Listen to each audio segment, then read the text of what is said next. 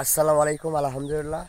যেহেতু এখন আমি অ্যাকচুয়ালি পাতারের ভিতর পিছনে দেখছেন হাঁস। যাই হোক, যখন পুকুরত পানি আসছিল, কম আসছিল, তখন হাঁস দিনের মধ্যে একবারও বাড়ি যায়নি। এখন পুকুরের মধ্যে পানি গোটাল পুকুর ভরে গেছে। হাঁস সারাক্ষণ খালি বাড়িতেই যায় আদার খাওয়ার জন্য, কারণ পুকুরের মধ্যে ওরা খালি ঘুরে, কোনো আদার পায় না। শামুকও তেমন আর নাই পুকুরের মধ্যে, তা সারাক্ষণই খালি বাড়িতে যায়।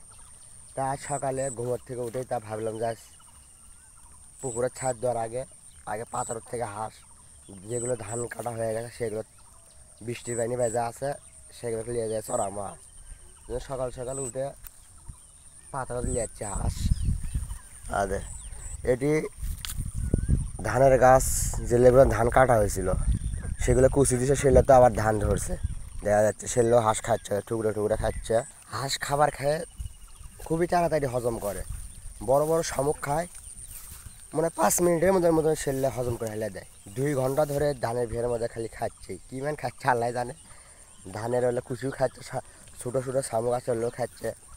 আর খাওয়া দাওয়া শেষ, খালি গাও করিচ্ছে খালি। যাই হোক, আলহামদুলিল্লাহ, আল্লাহ যেটা করে সেটাই ভালো। আসসালামু আলাইকুম।